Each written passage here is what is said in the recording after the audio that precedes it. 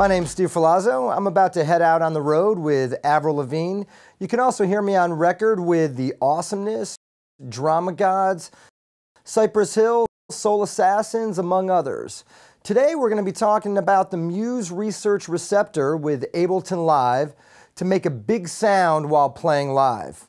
But of course, you can also use the Receptor hand in hand with any DAW of your choice: Pro Tools, Logic, Cubase, Sonar, Digital Performer, and more. As a touring musician, I not only need a library of great sounds and virtual instruments, I also need gear that's reliable, easy to use, and that travels well. Whether I'm on tour with Avril or playing LA clubs with my band The Awesomeness, I'm relying on Ableton Live to run my keyboards and tracking rig.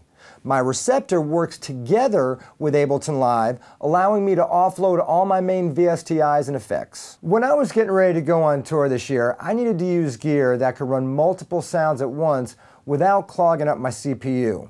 Some of the live gigs that I'm doing, I'm running up to 32 tracks of audio and don't want my processor to get choked up. Here's a situation that came up recently. I had played on a new artist, Emmy's record, and primarily used a lot of soft synths on the record.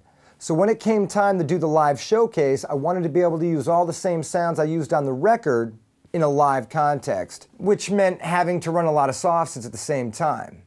Well, because of this, the Receptor was the perfect choice. It allowed me to load up all my soft synths, samplers, and VST effects that I used on the record and play them back live with no audio dropouts or loading time. All right, here's my setup. I've got a MacBook Pro running Ableton Live 8, and that's linked to my Receptor using UniWire.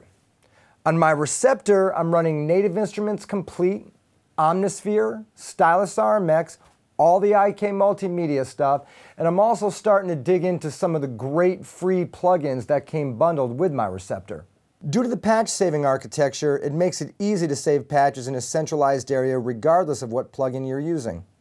So not only do my virtual instruments sound fantastic on Receptor's dedicated Muse machine operating system, there's virtually no detectable latency, system conflicts, or downtime. Even if I have to reboot, which has never happened, I'm up and running right where I left off in no time. Let's dig in a bit to why Receptor works particularly well with Ableton Live in a live situation.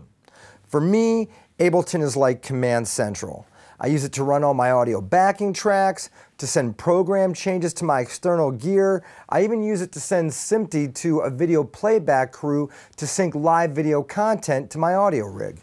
Using Session View in Live lends itself better than any other DAW for live performances and has the highest amount of flexibility to change tempos on a nightly basis without affecting the pitch of the resulting audio,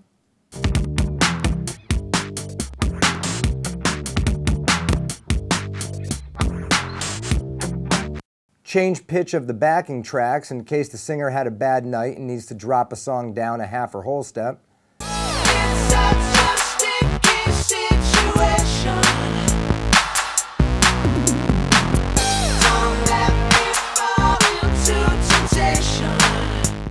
make arrangement changes right before a performance, like drop a chorus, add a solo section, cut a solo section, set up grouped instruments and change their output routing assignments,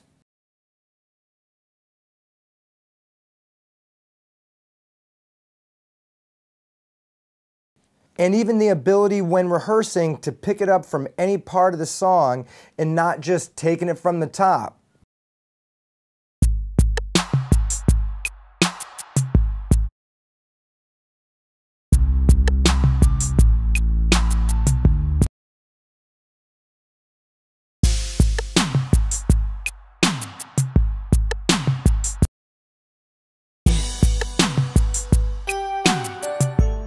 Look, this is a live performance. Things don't always go as planned, and you have to be able to adjust. Plus, you want your performance to sound live and not programmed. So having that flexibility with Ableton Live really makes things feel natural and organic.